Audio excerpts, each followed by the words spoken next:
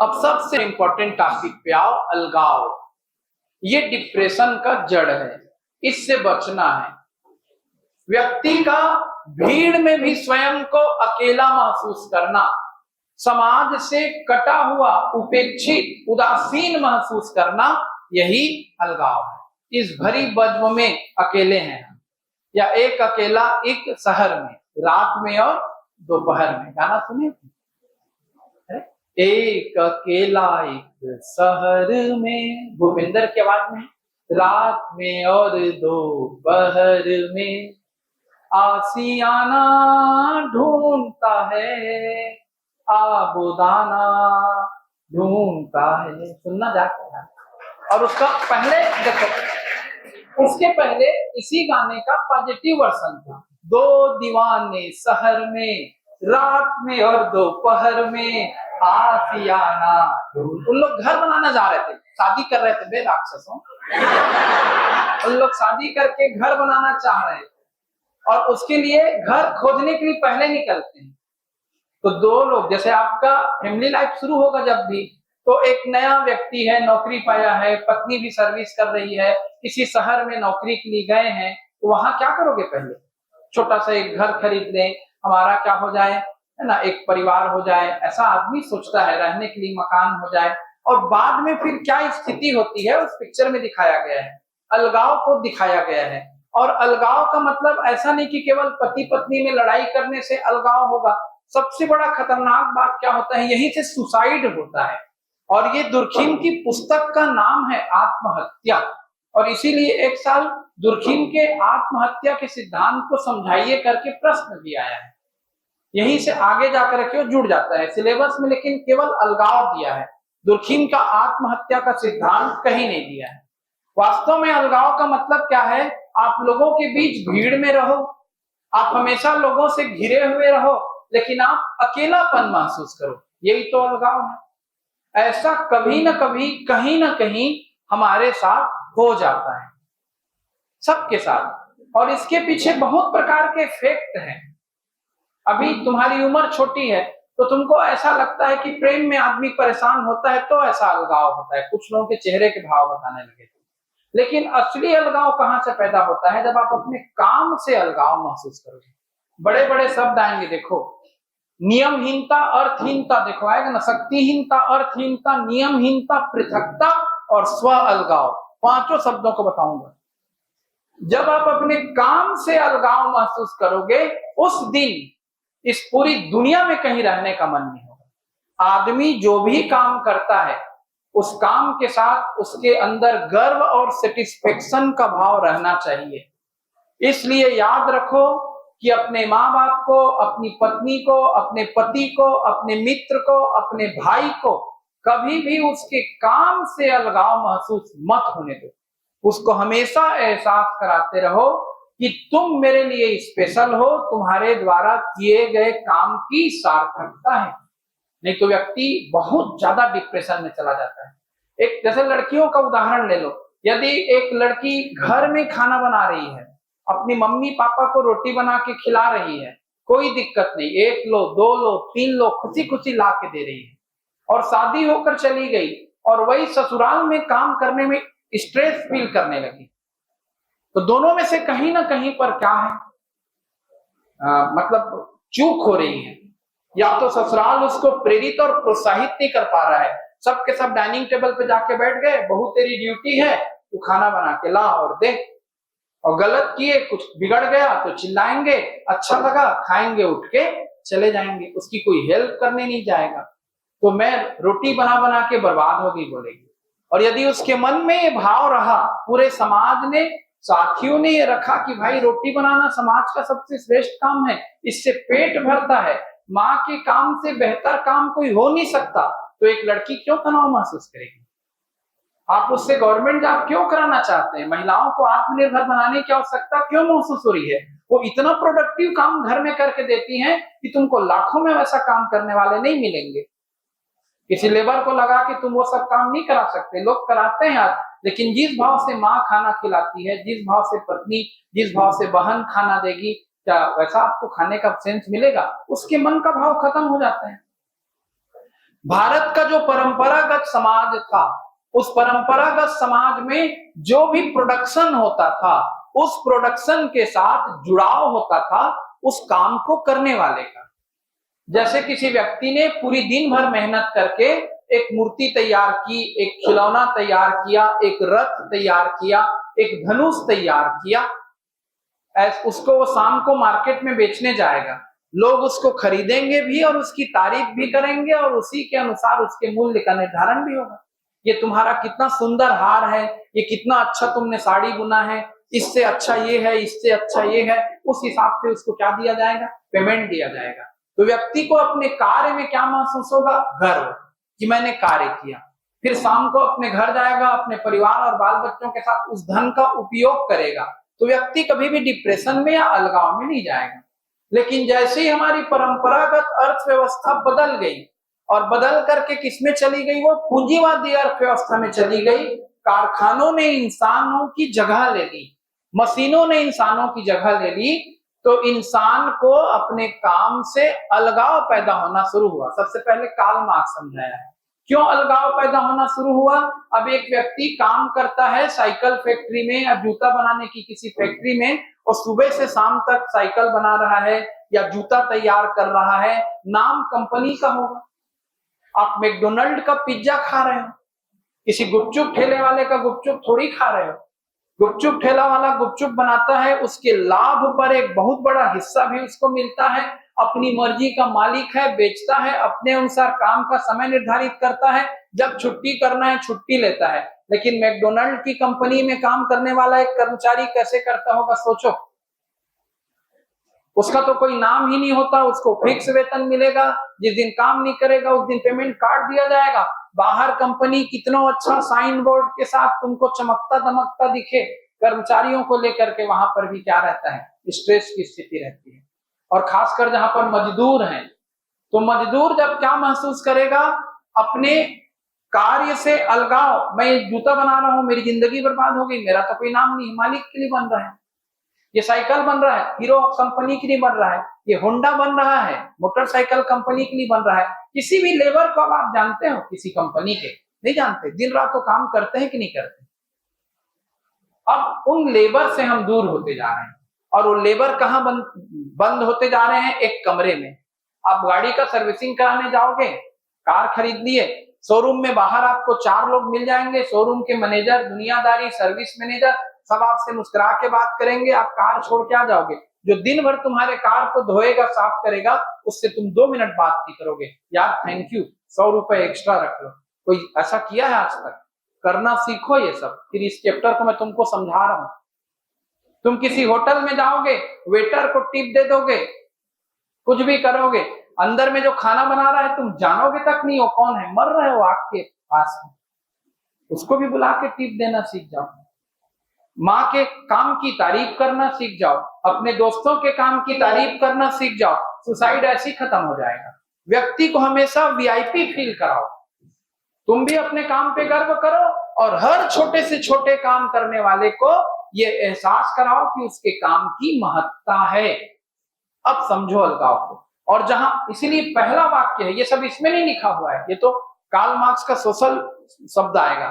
व्यक्ति काम से नहीं थकता, काम को बोझ समझने से थकता है। हम तो दिन रात पढ़ाते हैं, एक टीचर के चेहरे पे स्ट्रेस नहीं आता। हाँ, लाइट गोल होगा तो चिल्लाएंगे, हमको क्लास में पंखा एसी नहीं मिलेगा तो जानबूझ के चिल्लाएंगे, लेकिन पढ़ाते पढ़ाते परेशान हो गए कोई नहीं बोलते। और हमारे पढ़ाने के आवर्स को गिनोगे ना तो तुम परेशान हो जाओगे।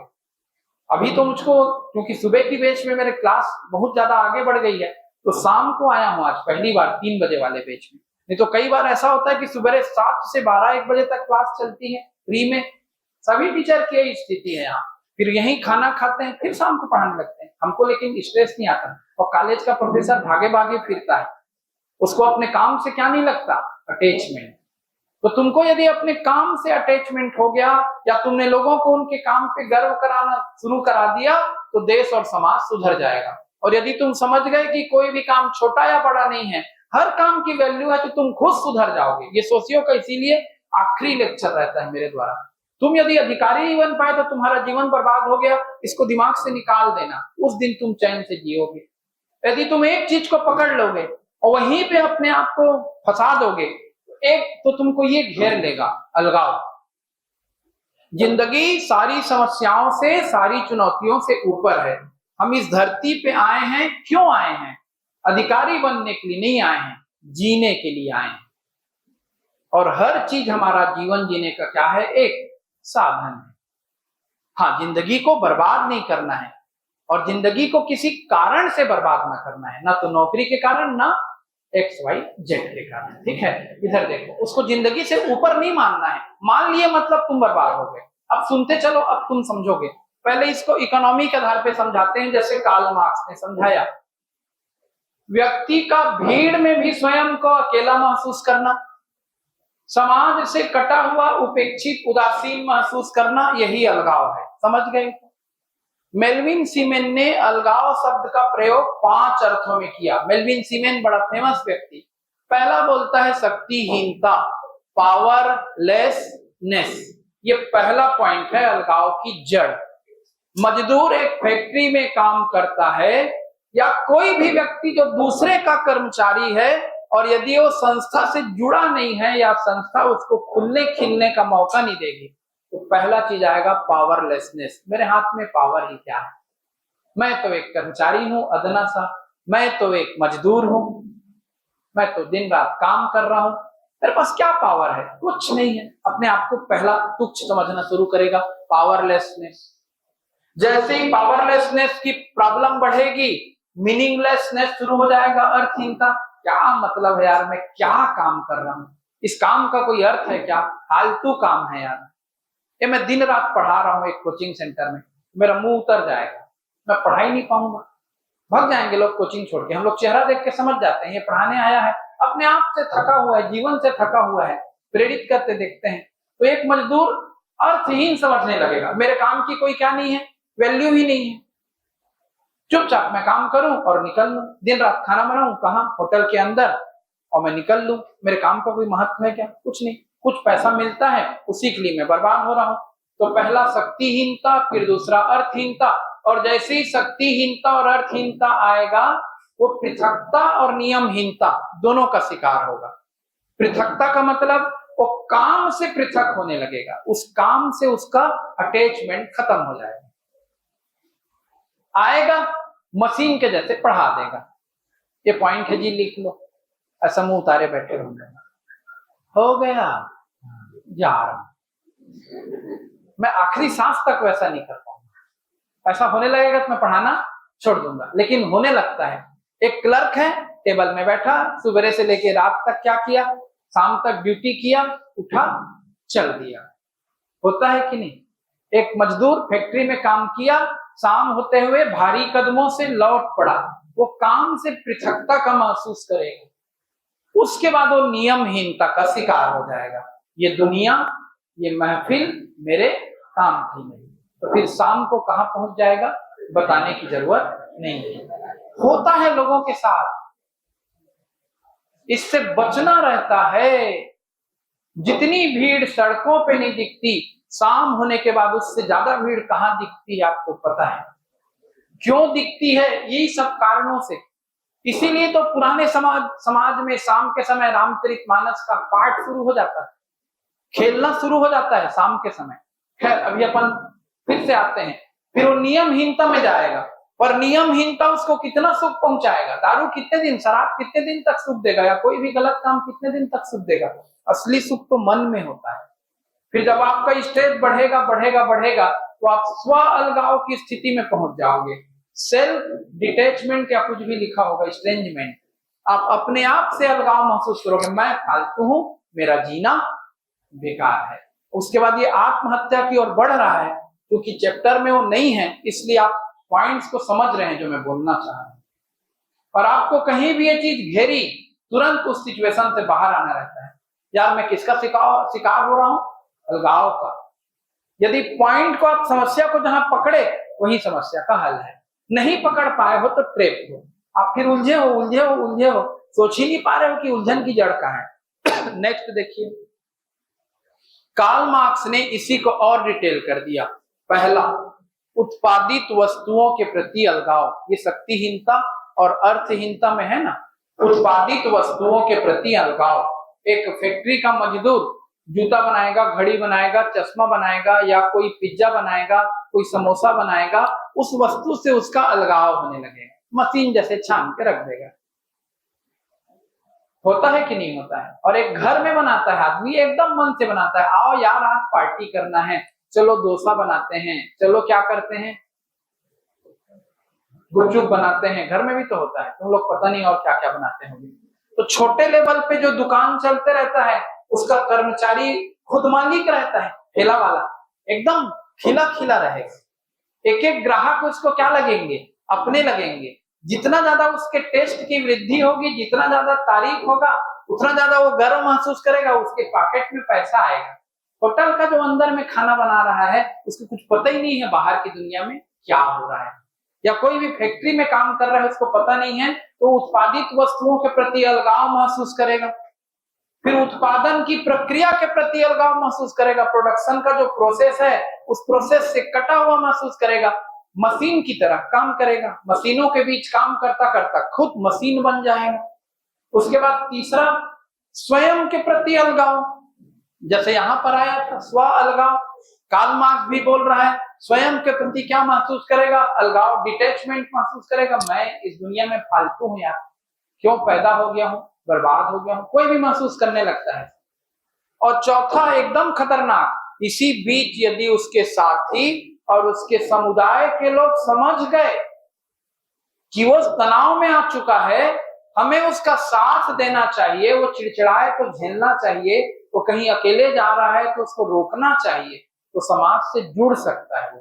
और यदि समाज ने उसका साथ नहीं दिया, तो स्वयं से अलगाव और साथियों और समुदाय से, दोनों से अलगाव महसूस करते हुए वो आत्महत्या की ओर चला जाएगा। और दुर्खीम ने इसीलिए आत्महत्या को व्यक्तिगत तथ्य नहीं माना, सामाजिक तथ्य माना। उसके पहले लोग मानते थे कि आत्महत्या तो किसी व्यक्ति का व्यक्तिगत कारण है ना। दुर्खीम का कहना है कि नहीं, ये समाज का फेल्वर है। चाहे कोई विद्यार्थी कोटा में पढ़ते हुए सुसाइड कर रहा है, चाहे कोई प्रेम में असफल होकर के सुसाइड कर रहा है, चाहे कोई बिजनेसमैन अपने बिजनेस के चुनौतियों के कारण थक हार कर सुसाइड कर रहा है, सब चीज के लिए हम सब दोषी हैं।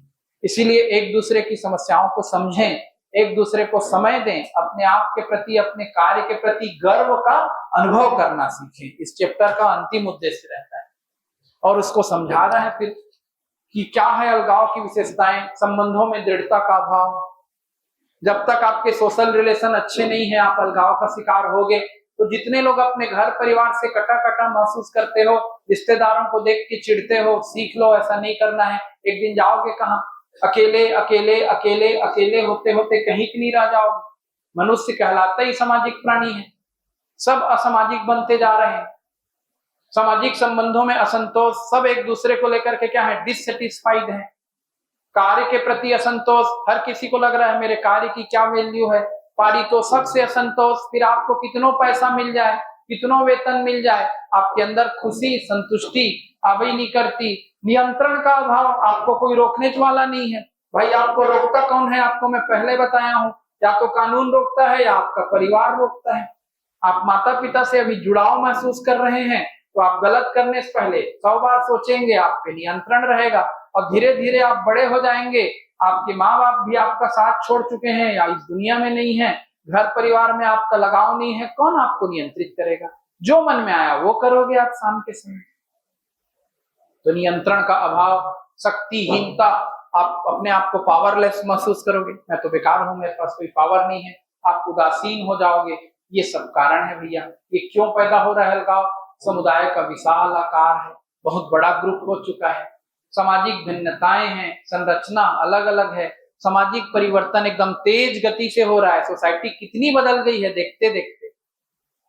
विद्यक समितियों की प्रधानता हो गई है, सारा कुछ सेकेंडरी ग्रुप से चल रहा है, प्राइमरी ग्रुप किनारे होते जा रहा है। माँ बाप दोस्त यार छूट गए। आपके दोस्त यार कौन बन गए हैं? फेसबुक वाले, व्हाट्सएप वाले, सोशल मीडिया वाले, जिनको आप जानते न तानते। आपके मेरे फोटो पे 6000 लाइक्स हैं, मेरे फोटो पे 15,000 कमेंट है, उसमें 15,000 में से आप मर जाओगे तो 15 जने नहीं आएंगे। मैं स्टाम्प पेपर में लिख के देने को तैयार हूँ। हो सकता है ट्विटर पे लिख देंगे मर गए, दुख हो रहा है, और लिखते समय खाना खाते रहेंगे। सच्चाई है कि नहीं है? तो जहां समाज में द्वितीयक संबंधों को तुम बहुत ज्यादा महत्व देने लगोगे, वहां तो अलगाव का शिकार होगे ही। दोस्तों के लिए टाइम नहीं, फेसबुक के लिए टाइम है। फेसबुक के हीरो बने हैं, किसके इंस्टाग्राम के क्या बने हैं, हीरो। और घर के लोगों को होश नहीं है कि क्या कर रहे हैं एक दूसरे के लिए।